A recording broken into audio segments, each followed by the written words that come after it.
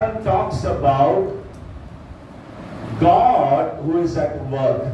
और पहला वचन जो पढ़ा गया वो ये है कि परमेश्वर आज भी काम करते हैं. The mission that you and I are called to involve, it is not our mission, it is God's mission. और जिस सेवा में परमेश्वर ने मुझे और आपको बुलाया है वो हमारी नहीं लेकिन परमेश्वर की ही सेवा है मुख्य रूप से. Whatever is the kind of ministry that we are doing, whether it's church planting or rural evangelism or urban city work, whatever you call that, remember it's primarily God's mission. It is God's work.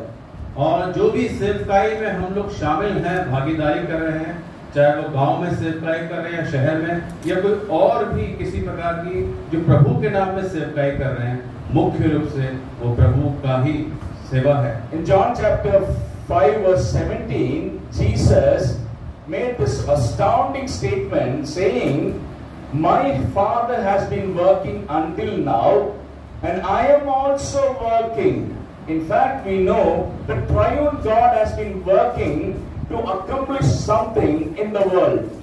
और जो यूहन्ना 5:17 में हमने वचन पढ़ा कि मेरा पिता या परमेश्वर काम करते हैं, प्रभु यीशु मसीह भी अब तक काम कर रहे हैं और वास्तव में त्रिएक परमेश्वर उस कार्य को करने के लिए आज भी लगातार अपना योगदान दे रहे हैं.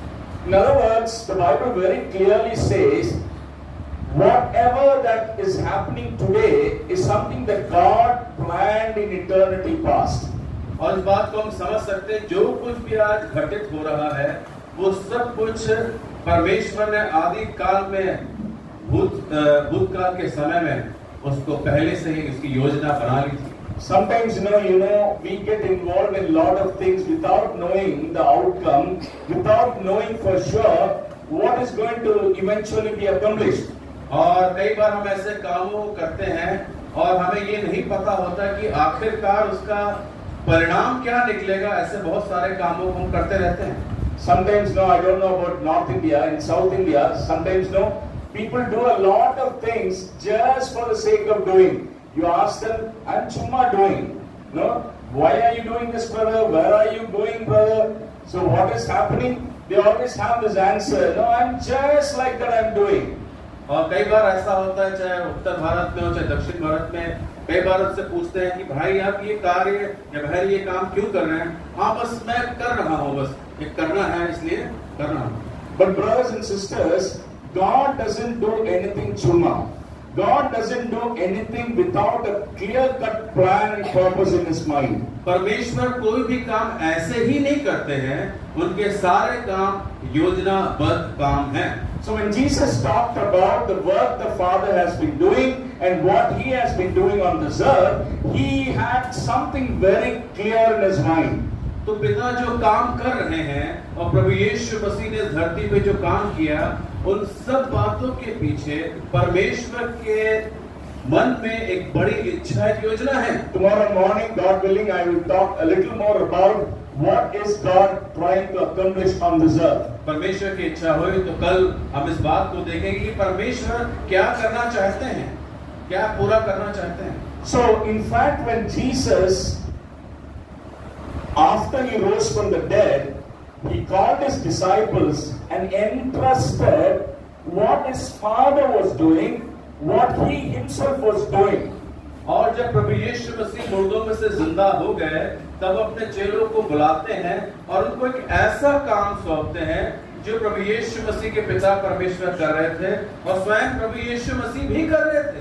Go into the world, make disciples and teach them that everything I taught you. और जाओ सारी जातियों में जाकर उन बातों को जो मैंने तुम्हें सिखाई हैं लोगों को मानना सिखाओ.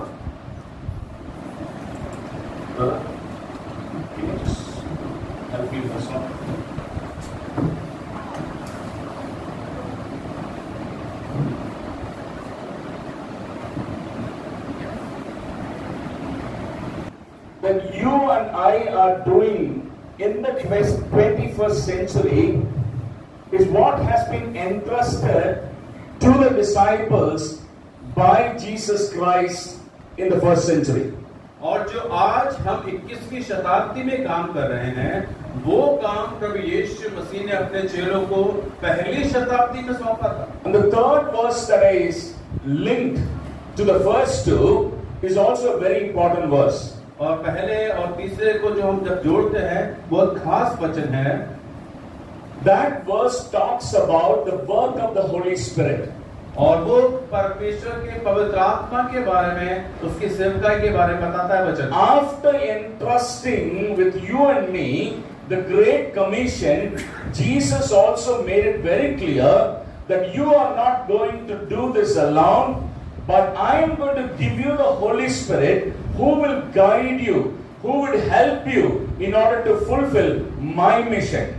और प्रभु यीशु मसीह ने जिंदा होने के बाद जब अपने चेलों को वो महान आज्ञा सौंपी, तो उसके बाद उस आज्ञा के साथ यूं ही नहीं छोड़ दिया, लेकिन उस काम को, उस सेवा को पूरा करने के लिए, उनकी मदद करने के लिए अपने पवित्र आत्मा को देने की भी प्रतिज्ञा कर दी। So we have a work in our hands, brothers and sisters, and this work which the Lord has entrusted to you and me can only be accomplished with the help of the Holy Spirit. इसलिए जो सेवा मुझे और आपको परमेश्वर ने सौंपी है, वो सिर्फ और सिर्फ पवित्र आत्मा की मदद से ही संभव है। Or in other words, it all depends on our passion for mission is directly proportional to how much you and I cooperate with the Holy Spirit who is there with us to guide in this mission. ये दूसरे शब्दों में इस प्रकार से कहें, पवित्र आत्मा जो सारे कामों को मदद करने के लिए मौजूद है, लेकिन हम किस तरह से उस सेवा के लिए हमारे अंदर तीव्र इच्छा है और किस तरह से परमेश्वर के काम को पूरा करने के लिए हम अपने आप को सौंपते हैं। Passion for mission, you cannot generate passion by yourself. It has to be given to you by the Holy Spirit. सेवा के लिए जो बोझ है, वो मैं और आप पैदा नहीं कर सकते, उसका काम तो पवित्र आत्मा का ही है। Burden for ministry, it has to be given to you and me by the Holy Spirit. और सेवकाई के लिए जो बोझ है, वो भी पवित्र आत्मा ही देता है। Now ideas for ministry, that has to be given to us by the Holy Spirit. और अलग-अलग विचार और तरीके जो है सेवा में इस्तेमाल करने हैं, उसके लिए भी पवित्र आत्मा अगुवाई और मदद करता है। In other words, remember, you and I are only co-workers. और दूसरे शब्दों में कहें, हम तो सिर्फ परमेश्वर के सहकर्मी हैं। So the church planting that we do, the evangelism that we do, the Bible teaching ministry that we do, everything, remember, we are only doing it for His sake and we are merely co-workers. और जो भी कलीसिया की स्थापना करनी हो, सुसमाचार का प्रचार करना हो, बाइबल अध्ययन देना हो, ये सारा कुछ हम पवित्र आत्मा की मदद से परमेश्वर के साथ काम करने वाले सेवक के समान ही करते हैं। So as co-workers, remember, you can only do as the Spirit enables you. और इसलिए परमेश्वर के साथ काम करने वाले ऐसे ही लोग हम बन सकते हैं जिनकी मदद पवित्र आत्मा करता है। So this evening, all that I want to do is to present before you a character from the New Testament who was totally led by the Holy Spirit. और इसलिए नए नियम से मैं आपके सामने इस प्रकार से रखना चाहता हूं कि कैसे पवित्र आत्मा की अगुवाई में लोगों ने काम को किया। You can see the hand of the Holy Spirit in everything that he did.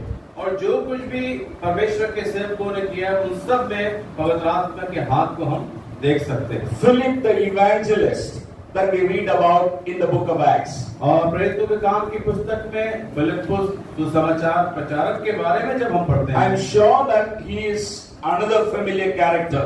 और वो एक परिचित व्यक्ति है।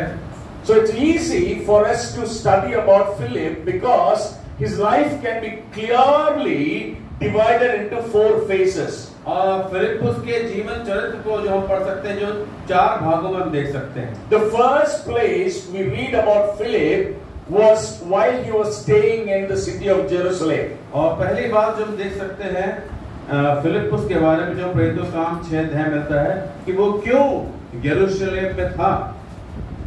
He was part of that very vibrant, dynamic church that we read about in the book of Acts. और प्रेरितों काम की पुस्तक में एक ऐसी कलीसिया का एक बहुत ही जबरदस्त सेवक था वो। So please turn your Bibles to Acts chapter 6 and we will be referring to a few verses from there. और इसलिए प्रेरितों काम की पुस्तक उसके 6 अध्याय में से कुछ वचनों को हम देखते जाएंगे। Now the Bible does not tell us how Philip came to know the Lord or how he ended up in Jerusalem. और परमेश्वर का वचन हमें ये नहीं बताता कि फिलिप्पुस का कैसे उद्धार हुआ और कैसे उस कलीसिया में वो शामिल हो गया। But the first time he is introduced to us, the only thing that we know for sure is he is a man full of the Holy Spirit and full of wisdom. और लेकिन इस बात को परमेश्वर के वचन में प्रकट किया गया है कि वो पवित्र आत्मा से और बुद्धि से एक परिपूर्ण व्यक्ति था। Let's spend some minutes talking about the background into which Philip is brought first to our attention. और हम इस बात की भूमिका की ओर ध्यान देंगे कि कैसे फिलिप्पुस का नाम इस 6 अध्याय में आ गया। The early church was a growing church. और प्रारंभिक कलीसिया जो है उन्नति करने वाली कलीसिया थी। So when we come to Acts chapter 6, we read the disciples were multiplying day by day. और प्रेरितों काम के 6 के अध्याय के पहले जब हम पढ़ते हैं तो कलीसिया बढ़ती ही चली जा रही थी। As the church started expanding and growing in numbers, we also see them actively involved in community, meeting the needs of people within the church. और इस बात को हम देख सकते हैं जब कलीसिया बढ़ती और उसका विस्तार होता चला जा रहा था तो सामाजिक गतिविधियों में भी वो लोग बढ़ रहे थे। So in Acts chapter 6, now the first 2 verses, you realize there was a need that was felt in the church in Jerusalem. और हम इस बात को 6 अध्याय में पढ़ते हैं कि यरूशलेम में जो कलीसिया थी वहां पर एक सामाजिक आवश्यकता सामने आती है। They had this free food distribution program in the church. और कलीसिया में उनके लिए मुफ्त भोजन की सुविधा उपलब्ध कराई गई थी। So some of the Hellenistic Jews who were beneficiaries of this free food distribution program, they felt they were being sidelined or ignored during this ministry. और भोजन की जो सेवकाई में यूनानी भाषा बोलने वाले जो इब्रानी लोग थे उन्होंने समझा कि हमें जो है अलग कर दिया गया है और हमारे जो लोग हैं हमारे समाज के लोग हैं उनको उनके साथ एक सही बर्ताव इस सेवकाई में नहीं किया जा रहा। So the apostles and along with other leaders, maybe elderly people, they came together and discussed about what could we do at this point of time. और प्रेरितों के साथ कई और अन्य जो मुख्य लोग थे उन सभी के साथ इस विषय पर चर्चा हुई कि कैसे इस बात का समाधान किया जाए। And the apostles, instead of giving them a solution, they said, pick among you 7 people and this is the criteria, people who are full of the Holy Spirit and wisdom, and then bring them to us, we will appoint them as deacons. और प्रेरितों ने इस बात का समाधान करने के बजाय उन जो एल्डर लोग थे उन लोगों को बताया कि आप अपने में से 7 सुनाम लोगों को चुन लो और जो पवित्र आत्मा से परिपूर्ण है और हम उनको इस काम पर नियुक्त कर देंगे। Brothers and sisters, remember this passage doesn't tell us how the selection process was done.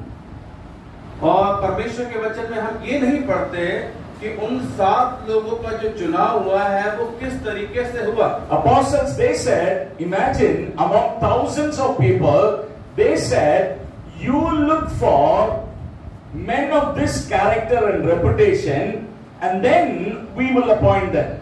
और मान लीजिए प्रेरितों ने हजारों की भीड़ के जो लोग हैं उनमें से जो मुख्य लोग हैं उनसे कहा कि इन हजारों की भीड़ में से फलाने फलाने गुण के लोगों को आप चुन लीजिए। And the very next thing that is said in the passage is, we don't know how they brought 7 people, starting from Stephen, Philip, and all the other 5 people. और इसके बाद हम देखते हैं कि उन लोगों ने उन हजारों में से कुछ लोगों को चुन लिया जिसमें से स्टेफनस, फिलिप्पुस और बाकी और 5 लोग हैं। Brothers and sisters, you know what I want to highlight here? प्रिय भाई बहनों, आप ये क्या समझ रहे हैं कि मैं क्या दर्शाना चाह रहा हूँ खास बात को? There was a need in the church, कलीसिया में एक आवश्यकता आ पड़ी, and God was looking out for people who would step in and fulfill that need, people like Philip was guided by the Holy Spirit to volunteer themselves for this amazing task. कि कलीसिया में एक समस्या आ गई, आवश्यकता आ गई, तो उसी कलीसिया में से लोगों को परमेश्वर चाहते थे कि उसमें से आए और इस समस्या के समाधान के लिए कुछ लोगों को नियुक्त करें। They needed people to look after the widows. और उनमें से कुछ हैं जो विधवाओं की देखभाल करने के लिए नियुक्त किए हैं। They needed people to relieve the apostles from this burden. ताकि प्रेरित लोगों के ऊपर ये बोझ ना आ सके। And then the question went among the church, among church people, who will fulfill this need? Who will help the church so that the church doesn't stop here, will continue to expand? That's when, Philip stepped in. ताकि कलीसिया में से कुछ लोग ऐसे उठे जो इन बातों की आवश्यकता को पूरा करें और जो सुसमाचार प्रचार का काम जो है प्रेरितों के ऊपर है वो भी चलता रहे और उसके साथ साथ जिम्मेदारियां और लोग ले लें। Brothers and sisters, प्रिय भाइयों बहनों, this is very, very important. और ये एक बहुत ही जरूरी विषय है। Many a time, God will only show us the needs around us. कई बार हमारे चारों ओर की जरूरत को ही परमेश्वर दिखाएंगे। He is not going to compel or force any of us to step in to fulfill those needs. और उन जरूरतों को पूरा करने के लिए परमेश्वर हमसे जबरदस्ती या हमें जबरदस्ती धक्का देके उसमें नहीं डालेंगे। Any work in His mission, any work in His kingdom is a voluntary work. और परमेश्वर के राज्य में या साम्राज्य में जो भी काम है वो स्वैच्छिक है, स्वयं इच्छा के साथ है। You know what I believe? आप जानते हैं कि मैं क्या विश्वास करता हूँ? Perhaps no, there were some elderly people or others who knew Philip very well. They would have come and told him, Philip, we think you are one among those 7 who is best suited for this task. Would you like to join in the work of the kingdom? अब मैं इस बात को समझता हूँ कि कुछ ऐसे लोग होंगे जो फिलिप्पुस को जानते होंगे और उन्होंने उससे पूछा कि भाई क्या तुम इस सेवा को करने के लिए तैयार हो? And I believe Philip, guided by the Holy Spirit, he led to be part of that first deacon group. और मैं इस बात को समझता हूँ कि उसने परमेश्वर के पवित्र आत्मा की अगुवाई में इस बात को समझा और अपने आप का योगदान स्वयं की इच्छा से दिया और जो डीकन की उपाधि में आ गया। Unfortunately, you know what? Today the word deacon or elder or evangelist is more often seen like a position or a title. और आज बड़े दुख की बात है कि जो आज इवेंजलिस्ट या एल्डर या डीकन है ये एक उपाधि के ऐसे नाम हो गए हैं जिसमें कोई पद को सम्मान दिया जाता है। But you know what? The very first time the word deacon is used in the New Testament, it is in this context where Philip said, you can count me on, I am willing to be the servant or minister. और यहाँ पर हम इस बात को देख सकते हैं, फिलिप्पुस इस बात को प्रस्तुत करता है कि मैं एक सेवक के रूप में स्वयं की इच्छा से इस काम को करने के लिए तैयार हूँ। Brothers and sisters, I want to ask you, how do you respond to a kingdom need? प्रिय भाई बहनों, मैं आपसे पूछना चाहता हूँ कि परमेश्वर के राज्य की आवश्यकताओं को आप किस तरह देखते हैं? Now, how do you respond to a need that God brings before you? और परमेश्वर आपके सामने जो जरूरतें ला के रखते हैं उसका प्रत्युत्तर हम किस तरह से देते हैं? Do you take time to think about it, pray about it, ask the wisdom of the Holy Spirit? क्या आप उसके बारे में विचार करते हैं, मनन करते हैं, प्रार्थना करते हैं और पवित्र आत्मा की अगुवाई को मांगते हैं? Please do not get me wrong. I have seen many people who have lost passion for mission because after the first few years they have stopped looking out for the needs that God shows them.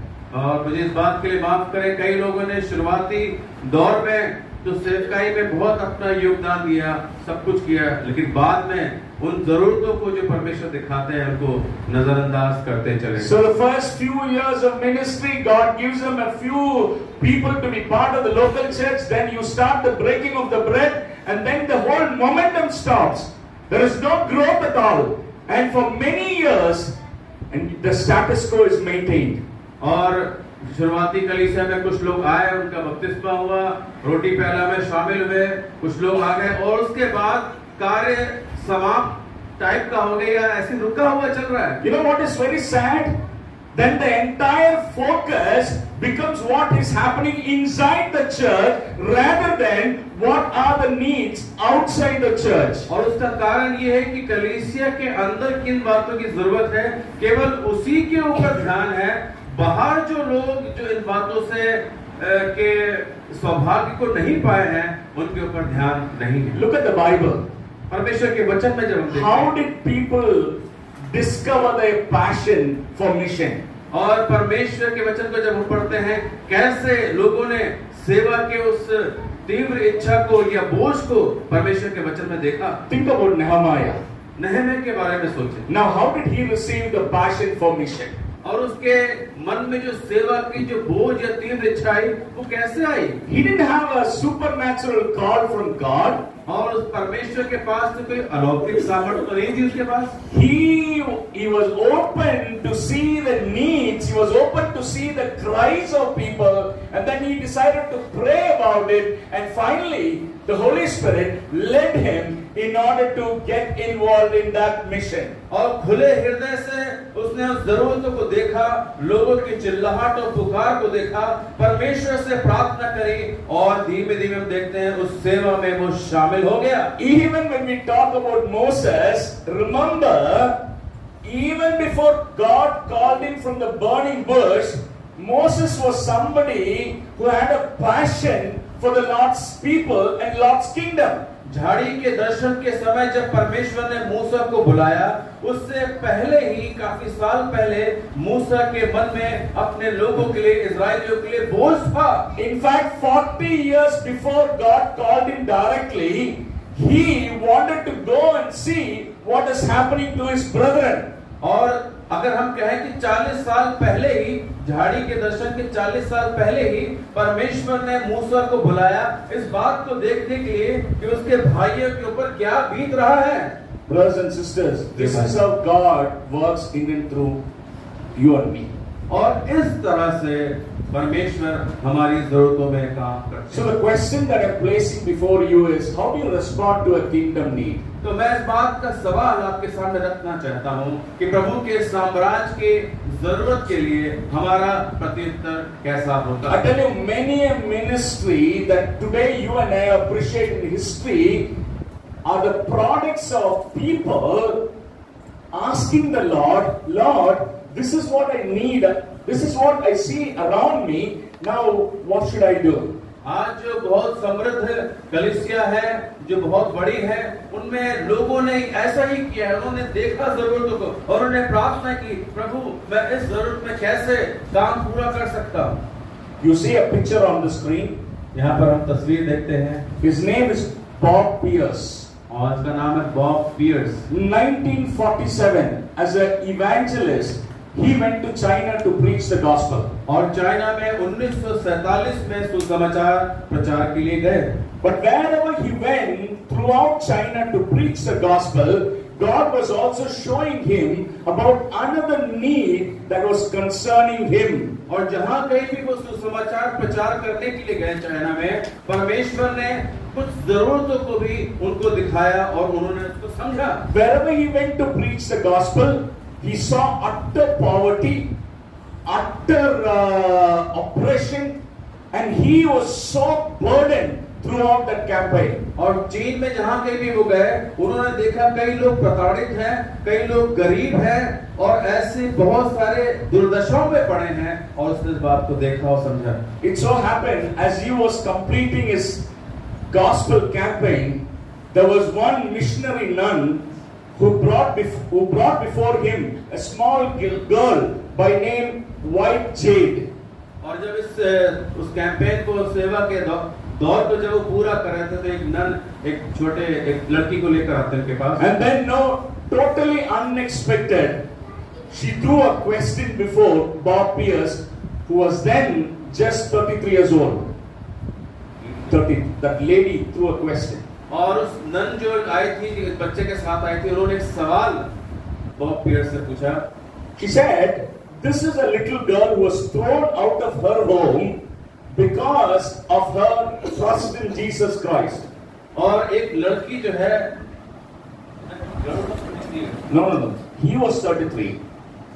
The girl, the missionary nun said, she was thrown out of her home because she believed in Jesus. और उस none ने बताया कि जब उसने प्रभु यीशु मसीह के ऊपर विश्वास किया तो अपने घर से बाहर कर दी गई। Now the question that the missionary nun asked Bob was, now what are you going to do for this child? और तब बॉब पियर्स से उस बहन ने पूछा कि आप इस बच्चे के साथ क्या करेंगे, छोटे बच्चे के साथ। Bob never expected a question like that. और बॉब ने ऐसे सवाल का अंदाजा नहीं किया था। He put his hands into the pocket and all that he could find was a $5 bill at that time.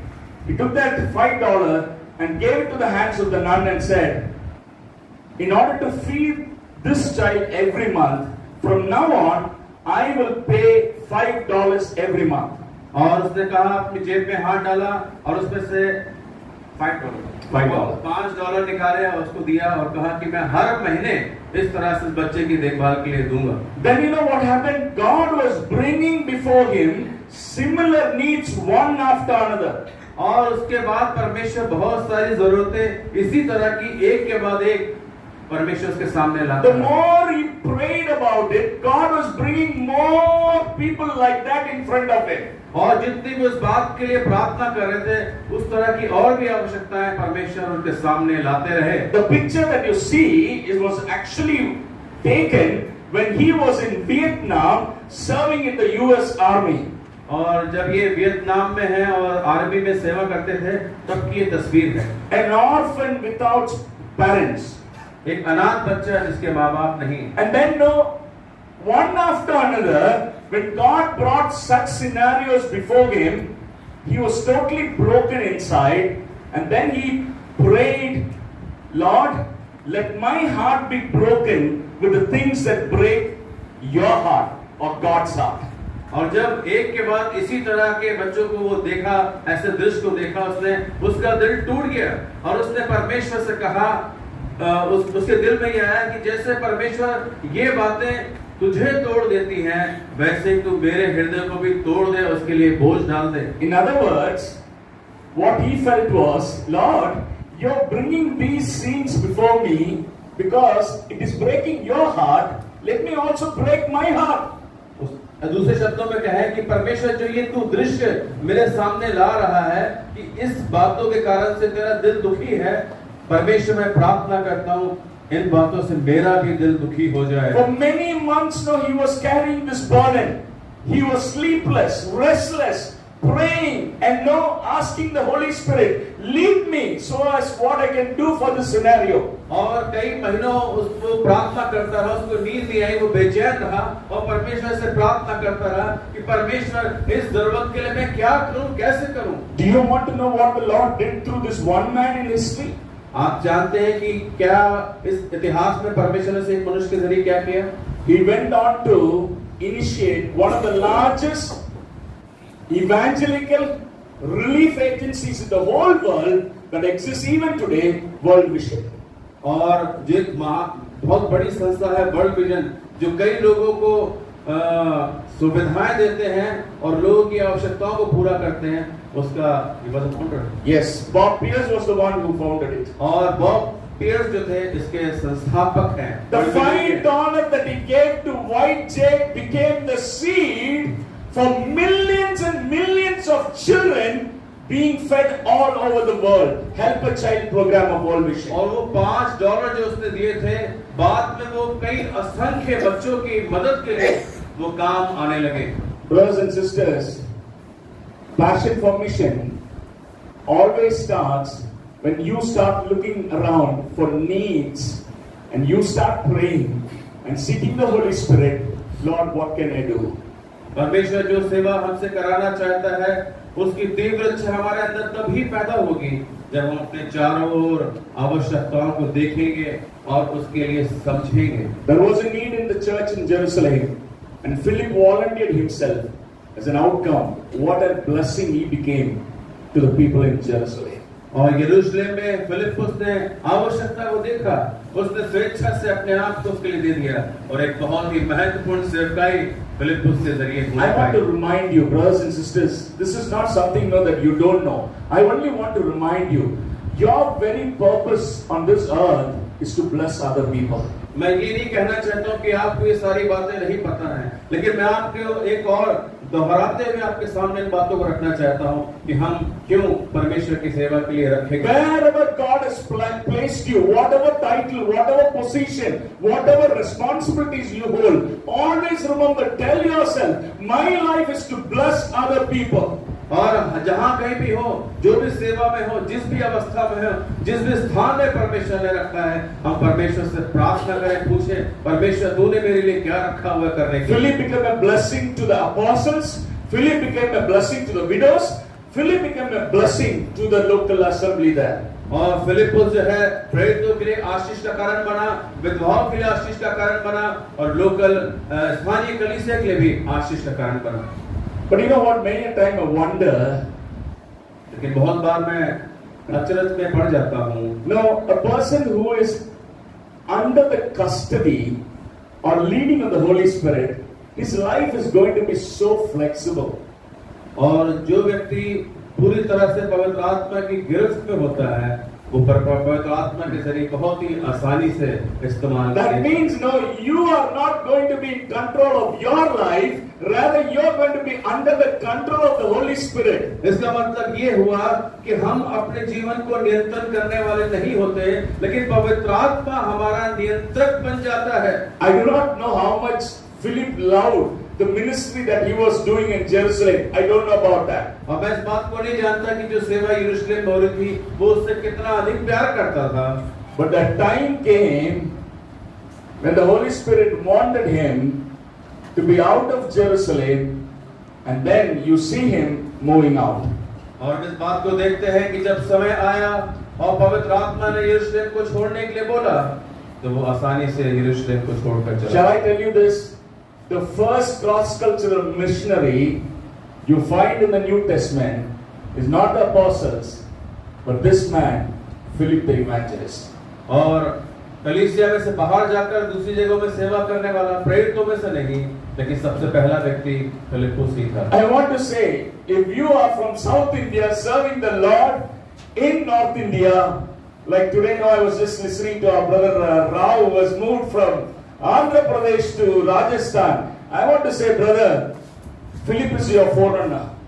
प्रिय भाई, जिनने दक्षिण भारत से आकर उत्तर भारत में सेवा करते हैं, और जिस तरह से भाई राव ने जो आंध्र प्रदेश से आए हैं और राजस्थान में सेवा करना चाहते हैं, मैं आपको बताना चाहता हूँ, आपका जो नमूना है वो फिलिप्पुस। You know what was happening? The early church was growing in numbers. The early church was expanding. There was a lot of joy and fellowship.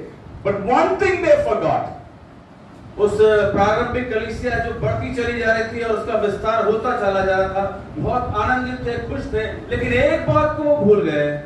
This can happen to any of us. और ये हमारे साथ भी हो सकता है। We become so engrossed in our own church and ministry, we forget to be led by the Holy Spirit. कि हम अपनी कलीसिया में ही इतना ज्यादा घुल मिलकर उसमें ही फंसे रह जाते हैं कि हम पवित्र आत्मा की अगुवाई जो आगे की बातों के लिए है उसके ऊपर ध्यान। You know, in Acts chapter 8 verse 4 and 5, brother, if you can read that, those who have been scattered preached the word wherever they went.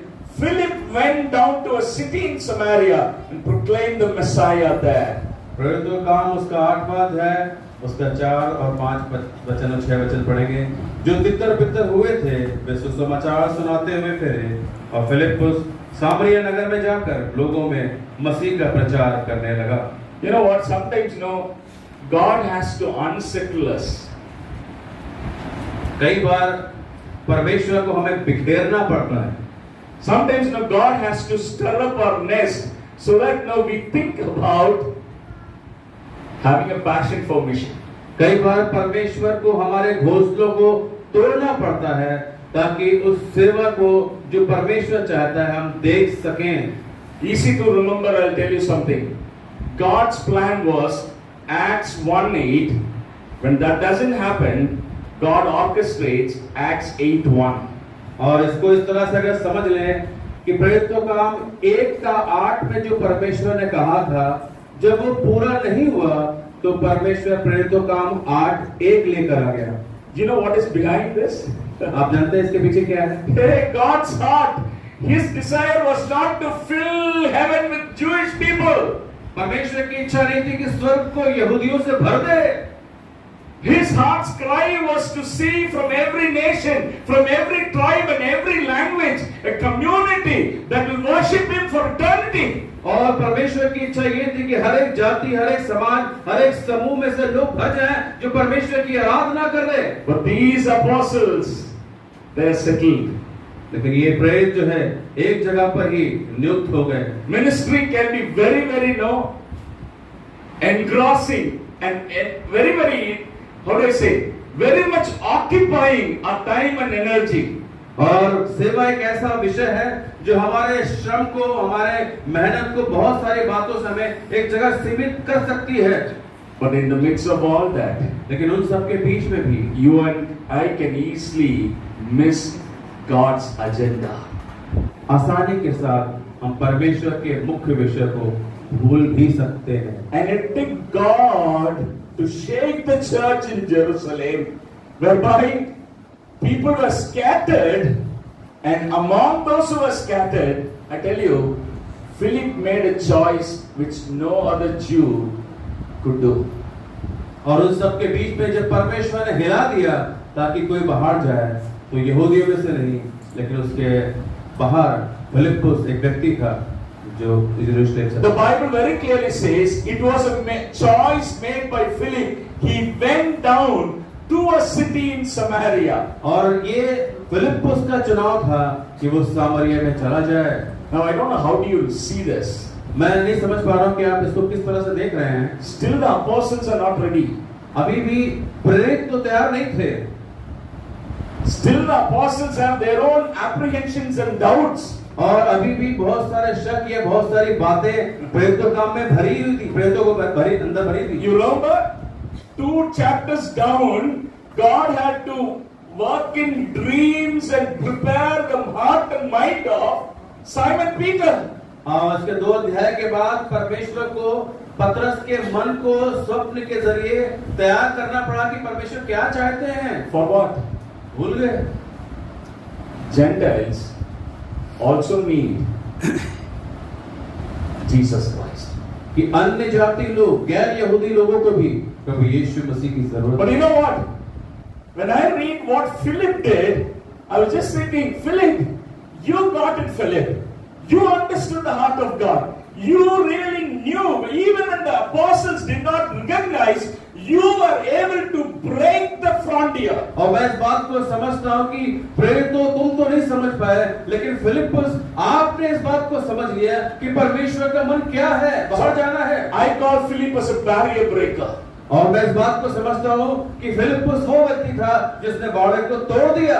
A Jew who intentionally went and settled himself in Samaria. और कई यहूदी जो जहाँ सामरिया में जाकर रहने लगे, In doing that, he fulfilled what Jesus Christ desired. और उस वक्त फिलिप्पुस ने उस काम को किया जो प्रभु यीशु मसीह की इच्छा थी।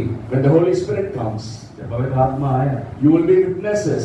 और तुम गवाह होगे। In Jerusalem, यरूशलेम में, Judea, यहूदिया में, Samaria, सामरिया में, and to the ends of the world. और पृथ्वी के छोर तक।